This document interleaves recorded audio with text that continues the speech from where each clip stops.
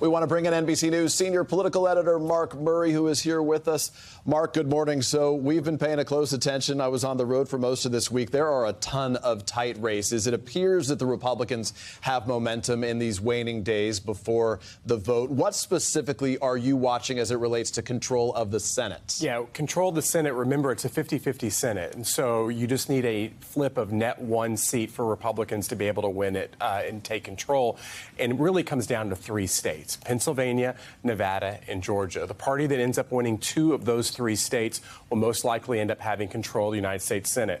Nevada, maybe the closest contest in the country. Pennsylvania, really a must-win for Democrats to be able to flip that Republican-held seat right now. And Georgia could very well end up going to runoff in December if no one cracks 50%. A great night for Republicans, maybe winning New Hampshire, maybe even going all the way to Washington State. A really good night for Democrats if we end up seeing Val Demings in Florida keeping it very close against Marco Rubio early in the night. Yeah, and the polls are just so extraordinarily tight. Let's talk about the House, Mark, because Republicans need 5 seats to win back the House. They need about twice that if they want to be able to pass legislation, right?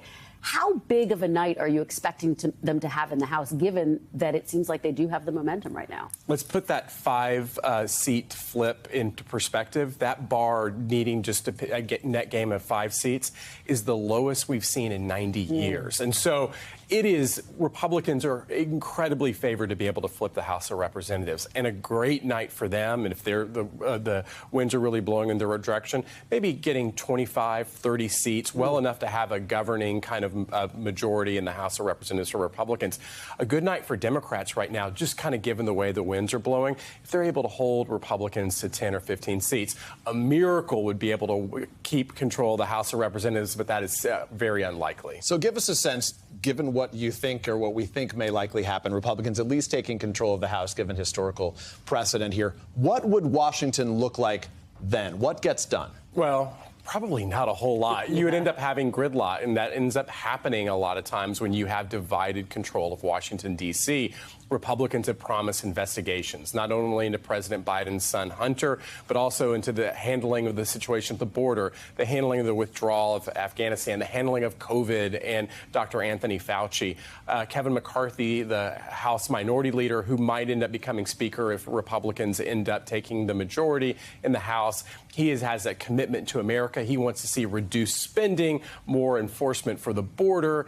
And so, but bottom line, it would probably look a whole lot like gridlock. So good to have your perspective. Yeah, Mark, we really appreciate it. Thank you very much. Yeah, great to see you. All right, and NBC News will have complete election night coverage starting at 6 p.m. Eastern on NBC News Now. And then join us, Savannah, Lester, and our entire team starting at 8 p.m. Eastern on NBC for live results and analysis. Hey, thanks for watching our YouTube channel. Find your favorite recipes, celebrity interviews, uplifting stories, shop our favorite deals, and so much more with the Today app. Download it now.